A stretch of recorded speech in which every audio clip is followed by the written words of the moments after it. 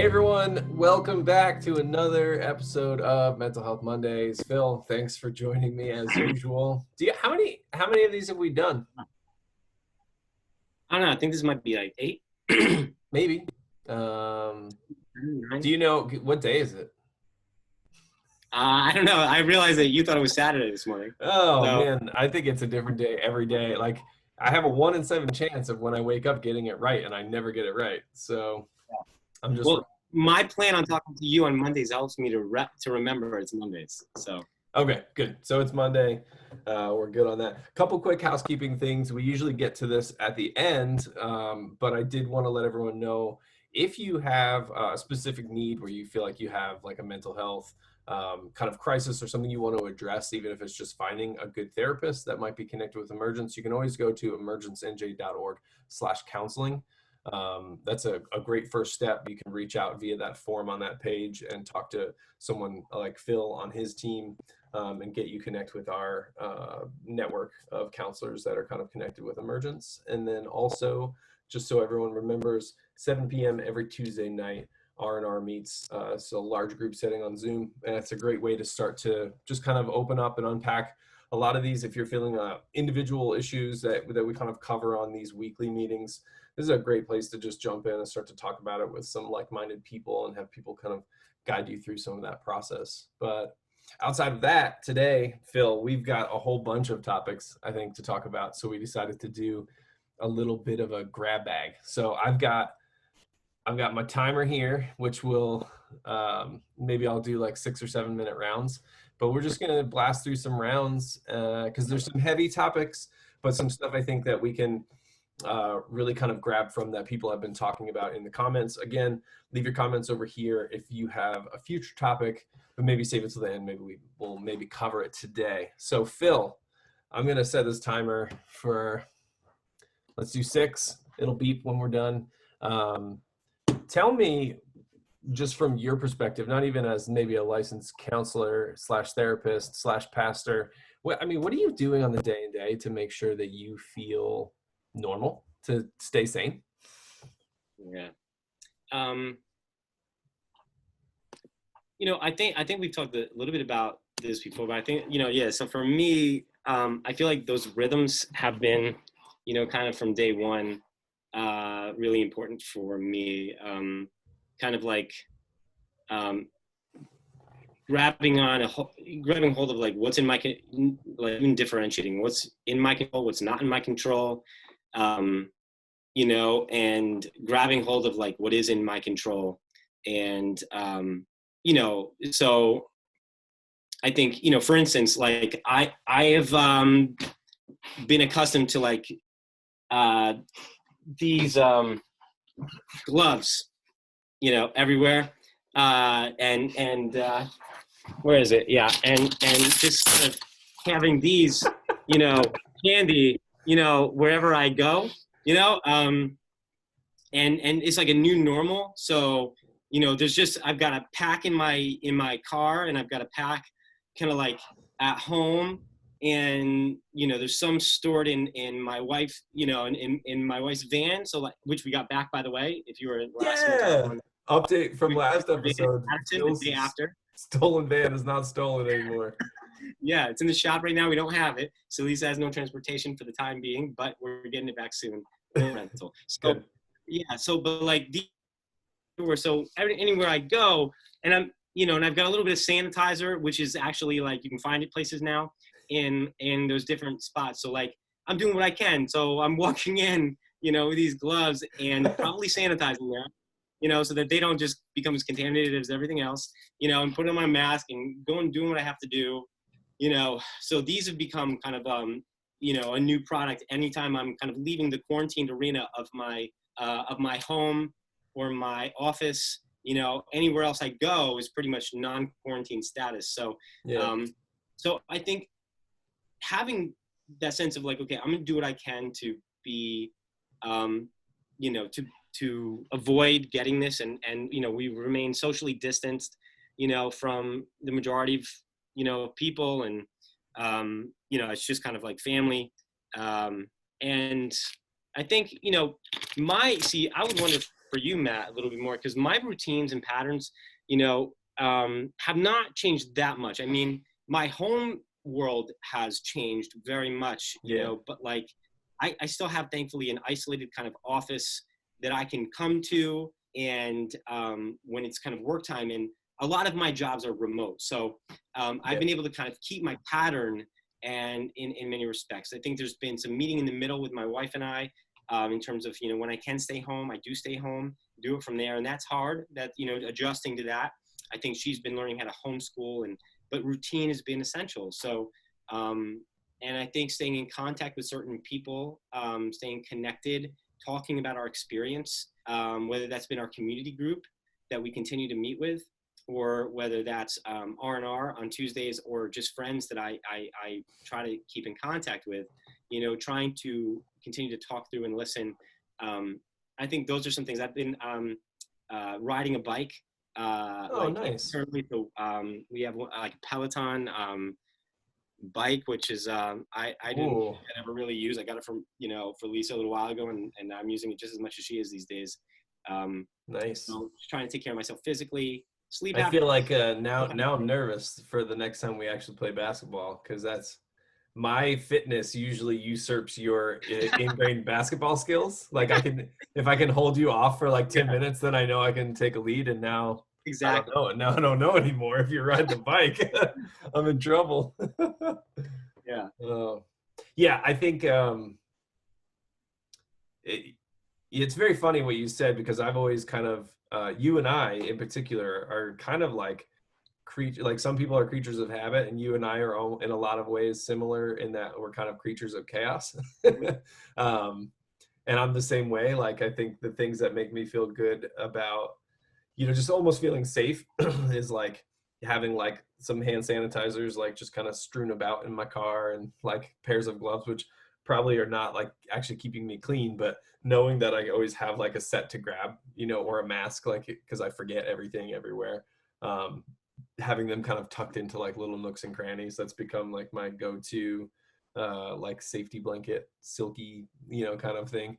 But just in terms of routine, I forced myself to keep the same wake up schedule. At least my bedtime is like rather erratic right now, just because with the kids and work and however it goes, I tend to fall asleep like a different time every night, which is very odd for me. But I just told myself I was just going to keep my work alarm, even though I bought like that extra, hour and a half in the morning because of no commute. I just decided I'm just going to keep waking up at that time and seeing what happens. And that's been really cool, because that's been living in a family with, there's 3 women that all like to sleep in.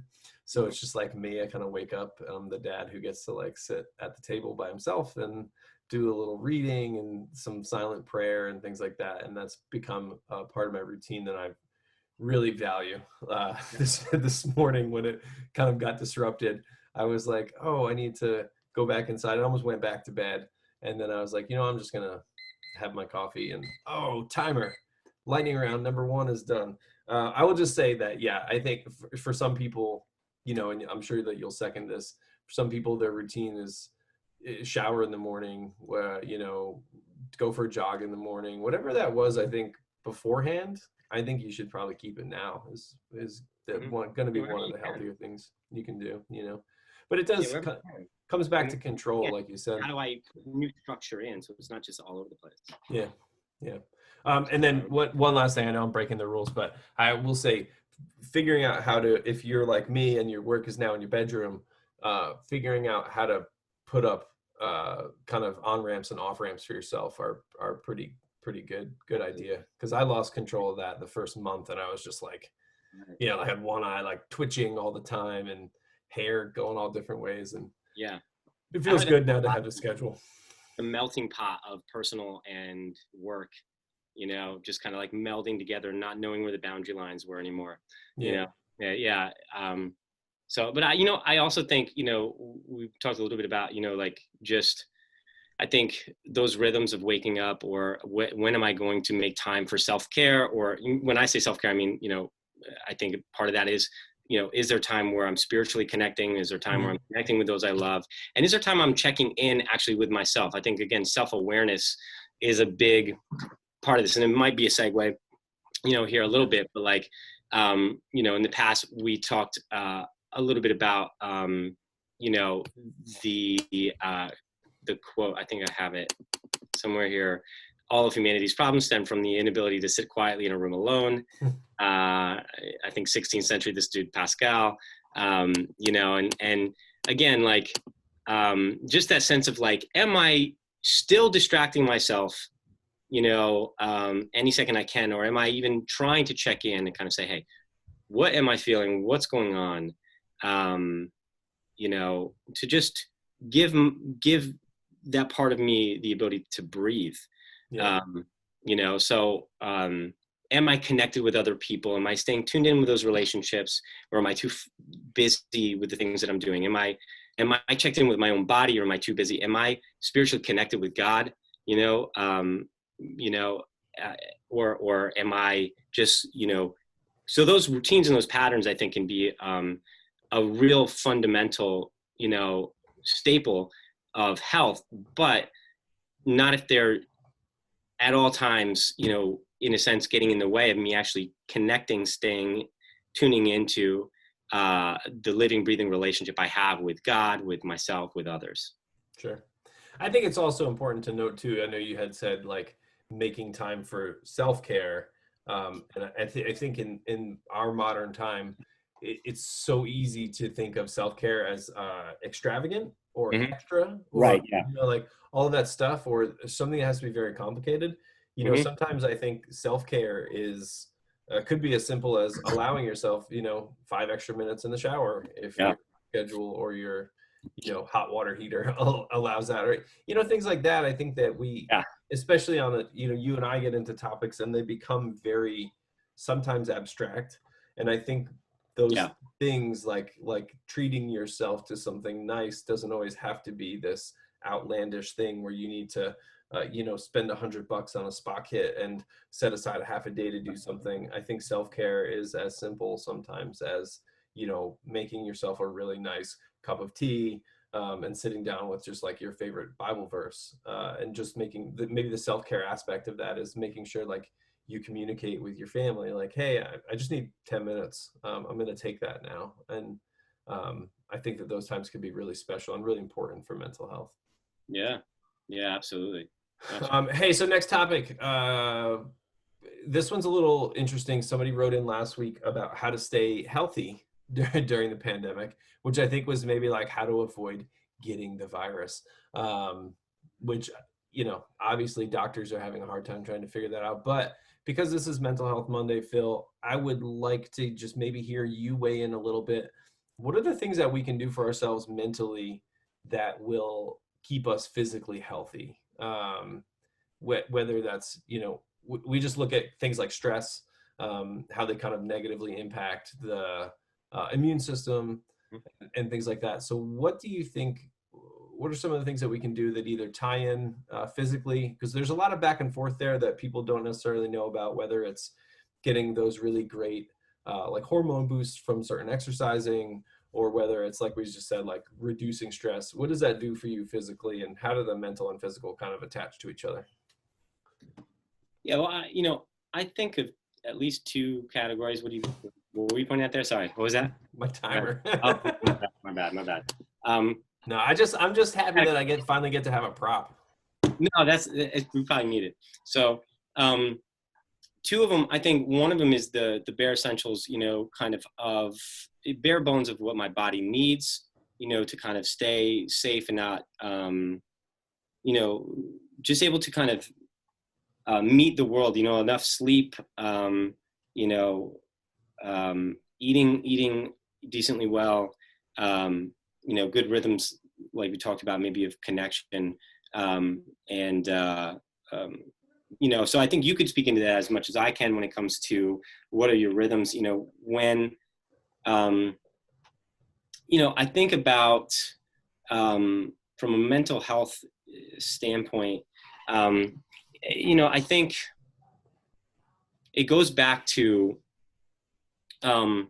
like okay, let's just talk about from a physiological standpoint. Yeah. Um, you know, we are either engaging the world around us from a place of like kind of peace, a felt sense of safety. Okay. And, the body's kind of nervous, autonomic nervous system saying, am I safe? If it perceives, I'm safe, then that's when actually we want to be connected. We are motivated to be connected with other people, want to be with others. I think, as opposed to, and I think this can be either for present circumstances or from past circumstances, but as opposed to, am I being in a state of like fight or flight, which is kind of, a state of mind that's like, that's flagging the world around me, saying there's something wrong here. Is it possible that I'm in danger? And this can be a result of either, past stuff that I haven't really dealt with, or the present situation. And one of the things that, when we look at the current situation we're in right now, I think, okay, and then I look at trauma. Again, I know we've talked about trauma a lot, but, common traits of trauma are going to be the feeling of, or perception that I'm helpless, or it's the experience of feeling overwhelmed. And often it's the unexpected. At times it feels like, when things feel uncontrollable. Or when I perceive that like there's myself or a loved one is under some sort of threat, like literal life or death threat, or our emotional, physical, psychological security, and safety are under threat. So like, if we're either feeling that now, or if we've experienced things, whether in childhood or growing up, where we felt overwhelmed, helpless, not in control of our own body, we can't escape, like we're under threat, then this crisis, the pandemic is, especially like for many people who feel trapped, like they can't explore, they can't get out as much, they're very likely going to be feeling, that old stuff. That's where translation baggage comes in. Stuff Sure. that we would not adequately process through. It's going to come up, and it's going to make us either in a state of like fight or flight, where we're kind of hypervigilant, or it's going to be, potentially like, because think about it this way: if we were in situations either in the past or now where we feel like we can't escape, we're overwhelmed, like what do? We either try to eliminate the threat, taking some sort of control or fighting, or we try to flee from it. We get away from it. Oftentimes, whether as kids or now, when you really, so as a kid, for example, if you can't, you can't beat your parent back, so like if let's say you're being Right. Sexually abused or physically traumatized, like beat, something like that, or watching your parents abuse, themselves, something along those lines, you realize you've limited control as a kid. You can't fight that. To some extent you might have realized nothing I'm doing is working. And then you also can't leave. You don't have transportation. So you enter a different state, which is like freezing or appeasing. It's kind of like shutting down. It's you might feel numb, depressed, sluggish, unmotivated, to kind of just frozen in your own body. So we're talking physical health. Where we want to be in is a place of peace, kind of serenity. Like I want to connect with other people. I want to be able to feel comfortable in my own skin, and be motivated to problem solve and be creative, figure out what can I do in this situation? Okay. Maybe the person who's in this state somehow, even if external circumstances are off, it's that person who's anchored, and yet a central part of that is staying anchored to Christ. That's a main organizer of who we are. But, there's a sense of, I want to stay safe, calm. I want to be able to engage. Well, okay, my job has changed in this way, or I'm homeschooling. How am I going to problem solve my way through this? Instead of getting into a state of, let's say, panic, hypervigilance, or fleeing or procrastinating or maybe shutting down in a depression. So the myriad of different kind of things that can come up where we want to engage, process with other people, problem solve. I think we want to remain compassionate and not just self-protective and hoarding, but being able to be willing to help others with margin that we have. So I think a lot of that is how we are processing and, engaging, what's happening in our body. Like I said before, the stuff that, whether it's being triggered from the past, whether it's being triggered from the current. So from a mental health perspective, it's how am I, going through this process of dealing with stuff that time alone won't resolve. Yeah. Does that make sense? Yeah, it does. And it's going to be a great segue into our next topic too, which I'm about to ask you. But with the 30 seconds I have left, I will just say we're not medical doctors, but I happen to be like a pseudo hippie. And, I love that Hippocrates saying, let thy food be thy medicine. If you are looking to just give yourself a mood boost and an immune boost, I would definitely recommend adding a lot of raw garlic into your diet. Organic green tea, if you can get it, for the polyphenols. It's great for kind of getting rid of some of that brain cloud that a lot of us are experiencing from staring at screens 12 hours a day. And those polyphenols are also a great immune boost. And just making sure you're getting vitamin D. If you can't be outside all the time, especially in the northern hemisphere, if you can get yourself a decent supplement, I've seen it. I know I'm kind of like reverse engineering the question, because somebody asked, how do we stay healthy? But for me, one of the big things, when I made some life changes a couple of years ago with some own illness I had, I realized, like, if I wasn't getting the adequate vitamin D and vitamin A in my system, my mental health was, I tended to bend much more towards anxiety/depression. And when I make sure I'm getting all those kind of nutrients in, it's like setting yourself up for success. Yeah. In a lot of ways, you want to make sure all those building blocks are there, whether you're talking about immunity or you're talking about mental health. So that's it for now. You can DM me if you want any more tips. I'll give you all the hot hippie tips.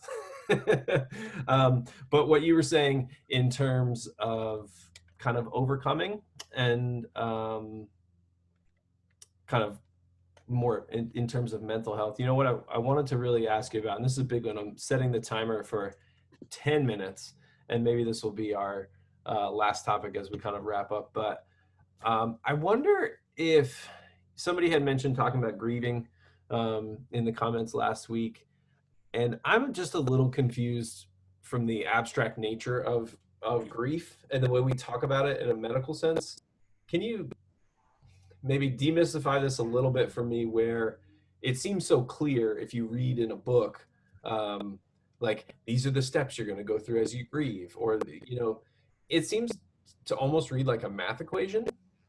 And I feel like that's got to be confusing a lot of people right now who are either grieving the loss of maybe some major life moments, which is maybe like down here in terms of the amount you're grieving, or very literally grieving the loss of a spouse, a parent, a grandparent, a loved one, which is up here. But is there like an equation I can plug in and be like, oh, I'm going to be over this in 6 weeks, 6 years? Because if you read enough stuff, that's what it seems like, but that just doesn't seem to equate with we're not one size fits all people, and I also don't think we're one size fits all situations kind of thing too. Yeah, I both feel helped and, I don't know, and annoyed with kind of the models that get presented with grieving, because I feel like I think there is some, it is helpful. There's really a lot of truth in some of the stages, or what we might go through. I think the thing that we have to be very careful about is thinking of it like a math equation, because I think while there are some things we might pass through on our way to kind of this place of kind of surrender, acceptance, acknowledging life, it is what it is. And kind of like, and I can realize that I'm safe in the current moment to engage it, or even to properly assess the lack of safety. Like it's, I think,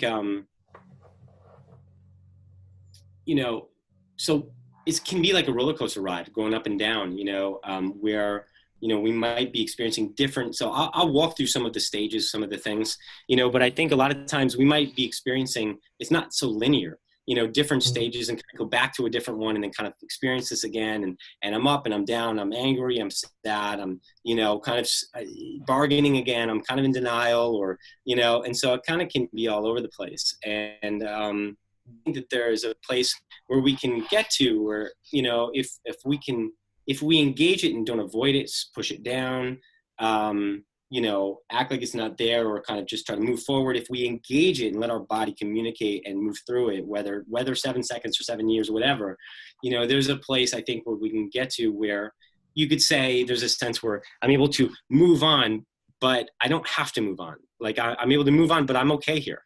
Like, and I can go here if you want to talk about it, or if empathizing with you is what I want to do. So, yeah. So I think, I did write down a couple of notes here again. What do you know? I was going to say, I was recalling my notes from last week. So while you're looking that up, I'll just say, one of my biggest takeaways, personal takeaways last week, and one of the things I got a lot of messages about was just your acknowledgement that time does not heal all wounds. Yeah. You can't just sit there and be like, oh, well, the minute hands and second hands and hour hands are turning, so one day I'll wake up and it will be better. Like there's work to be done, right? Yeah, and that's where we oftentimes, I think it's our hope that time will heal wounds, and maybe if I just go to sleep long enough, or work and function long enough, or do what I have to do, or hide in my addiction, or, if I just do this long enough, I'll come back to center at some point and realize, oh, see, it's better. I can stay here now. That's just not the way it works. Yeah. I think there is this, God has made our bodies with this, innate movement, even though it's broken, with the rest of the fall, it's not perfect, that's for sure. Move towards healing. The second that we are wounded, it starts to move towards healing. If it's a physical bone or a cut, pus, whatever, like it starts to mobilize. I think the same thing emotionally, but there can be complications along the way, and they need to be attended to. So, what are some of the things we grieve? What are the things we rationalize, that we reason with ourselves, we grieve? It could be a death of a loved one. I think we make space for that in our culture. Divorce or a breakup, any kind of trauma, again, we talked about big T, capital T, lowercase t. I think, even in a marriage, there's a lot of evidence in couples therapy. Actually, one of the ways that you can assess, one of the big factors in whether a couple is going to divorce down the road, research will show, is whether or not they're able to remember their first date, like when they first met each other. Let's say they're 30 years married, and, if they go back and recollect that memory, because usually people don't start moving closer towards a relationship because they hate each other. They usually start seeing things that they're fond of, things that you're cute, this is part of your personality. But when they go back to recollect their story, and what you notice is that they're kind of critical, and they only see the kind of the negative stuff, in the past, that very likely their repair system and their processing system as a couple is not very intact. So because when you don't process regrettable incidents in a relationship, they come on like filters that stack up. And until you actually remove them by processing through them, they stay there and they build over time. And all of a sudden you're seeing this person through the lens of all these negative filters that you've accumulated over the years. Wow. Actually, the way that one of the coolest studies that I've ever learned about is something called, it's something that's translated into what's called the Zeigarnik effect. Okay, so Zeigarnik is apparently a research psychologist, and Okay. she was in restaurants and noticed the uncanny ability of waiters and waitresses at kind of more high-end restaurants. I think she's German. I forget what but in somewhere else, notice the uncanny restaurant, ability for the waiters to remember mid order without a pad and pencil, what the orders were. So she started to do this test where she would wait until about almost the order was almost complete. They were almost on dessert or they were on dessert, and then she would go and interview waiters and waitresses and ask them, knowing that they didn't use pens and pads to record stuff there, with tables of 7, 8, 9, whatever, can you tell me what each person was eating at the table? And usually with 80+% ability, these waiters and waitresses could tell you from salad to entree to to dessert what everybody at every spot could get. Now check this out. When if she then waited for the table to leave and pay their check, and then asked 10 minutes later, 20% recall, something like that. Okay. Yeah, so, it's like the brain did like it did like disc clear. That's right. Space. That's right. It was until the check was paid. It was holding the RAM of their brain was like holding open windows up, which needed to hold in tension the orders of everybody there. And then once that check was paid and they could process it and get their tip and the people leave, it would store in the long-term memory and no longer need it in tension anymore. And they could move on, not spending any more mental energy on holding the windows up, right? And so she applied this research to couples therapy, and found that in couples relationships, in the same way, if we don't process regrettable incidents in our relationships, if we don't take the time to, process what we've went through and get validation and connect, about this and move through this kind of cycle, then in the same way, we will continue to hold up window after window after window. And that's why you'll be talking with somebody, in couples therapy, people will be talking and all of a sudden it'll be, inevitably in a lot of relationships, because this comes up a bit, somebody will say, how do you even remember that? That happened 10 years ago. Like, I know, I didn't let the dog out and then the dog ran away and then you'll never let me leave it up, whatever. Yeah. But very likely, whatever it is that they're bringing up never got adequately processed, and so it still is present today. Well, that's why, like, how many weddings have you been to where, like, in the best man speech or the father speech, it's like, don't go to bed angry, like that idea of trying to, like, don't sleep on it, don't wait, don't give, which can be confusing sometimes too, because I think some people like me maybe need a little time to process, but yeah. I think the point is, right, don't just let it sit there in the RAM, right? Like, it needs to get worked through. That's right. Yeah, don't just leave it there. I think maybe we can post a verse after this. I hear it. Give me another minute. But okay. I think, yeah, 1 minute. But I think, What verse do you want to post, though? Let me write it down. The one about, do not let the sun go down on your anger, and leave us, and allows saying, resulting in a root of bitterness, essentially, I think, right? And I think there is a sense in which it's like, how do I make sure? 4:26. Because I'll tell you right now, even some of what I talked about before, staying in a state of peace versus going into a state of fight or flight, which is a physiological response, where you're usually above like 95 beats a minute or more, versus freezing in your helplessness, and shutting down, there, you don't want to have a conversation when you're in fight or flight mode. That will not be productive. It will not go well. You want to actually, you need a break. And usually in a relationship, there's a pursuer and a distancer. Somebody's going to want to finish that conversation more, and somebody who's saying, I need a break. And the reality is both the break is necessary to come down to a physiological state of calm, so we can talk about this and have our creative thinking and problem solving back on. But also the person who's pursuing needs a regular assurance that we actually will come back to the conversation and process it, and stay. And not just using that as an excuse to avoid. Yeah. So I think, we look at these, but essentially though, this is just an example. We're taking a couple, and we're saying, okay, this scientific research that's showing that the need to process is essential, or else you're going to be looking through the lenses of the past that are unresolved and will now define, even though there could have been many more positive memories, a lot more positive memories, and many things that should be balancing out the relational status, kind of what you hold the relationship to be. Those, it's the ones that cause pain and resistance that stay there. The other ones, unless you're intentional about meditating on them and holding them there, it's an unfair scale, and so you're going to be, those things are going to be influencing you in your relationship. And in the same way, as we grieve, as we process, there is this need to go through, acknowledgement, validation, processing through, responsibility is part of it, but processing through, so as to kind of allow to store into long-term memory, feeling our own feelings, working through that kind of stuff, realizing that I can feel these things and not drown in them.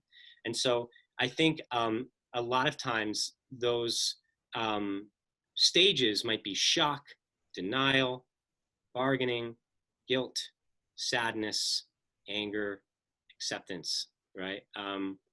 And remembering now, and we kind of hit two topics, so maybe you should can we put a couple more minutes on the thing or no? What do you want to do? I don't think so. Okay.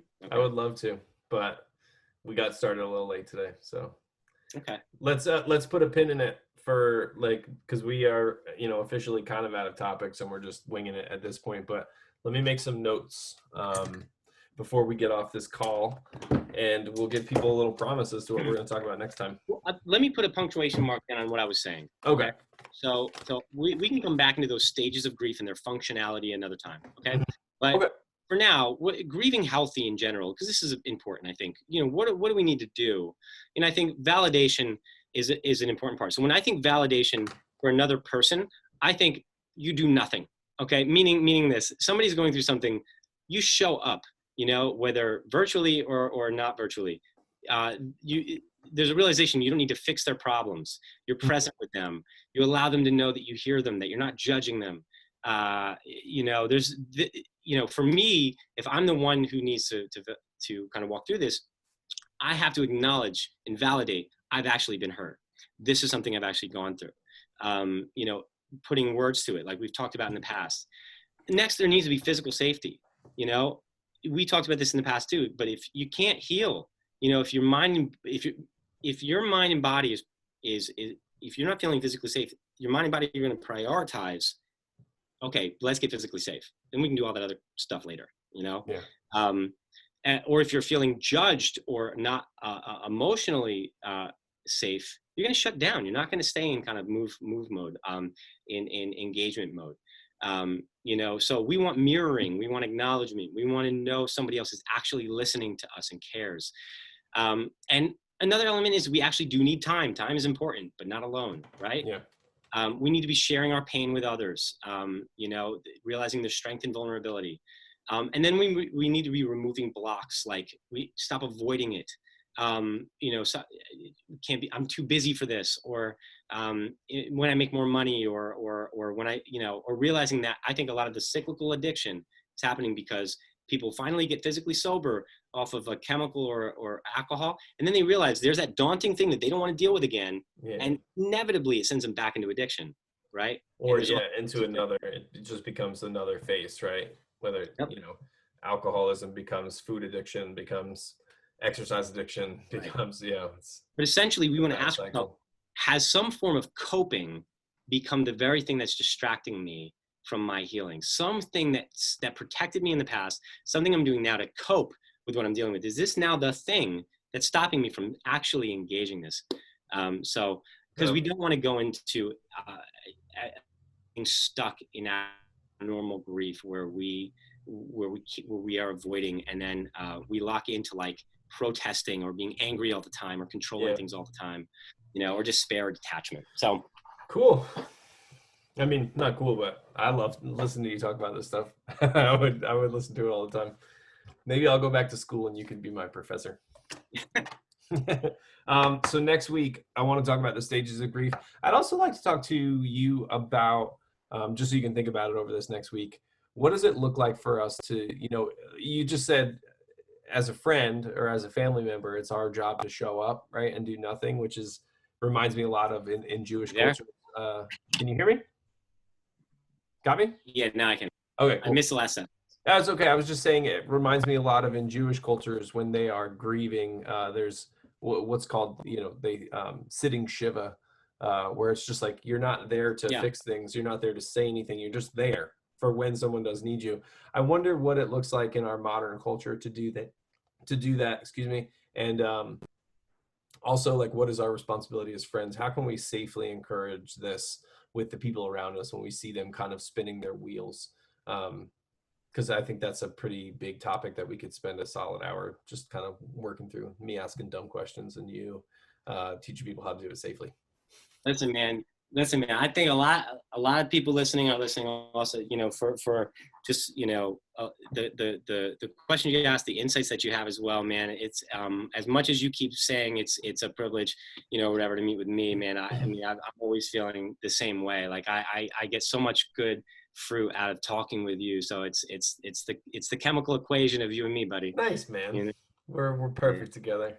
Like that.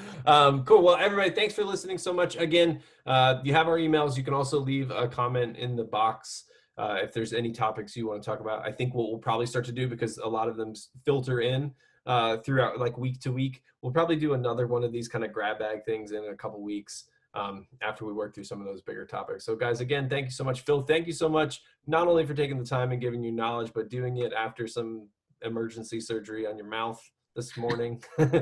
So we appreciate you always sacrificing time to be here. Man, I love spending time with you, man. And I love doing this. So awesome.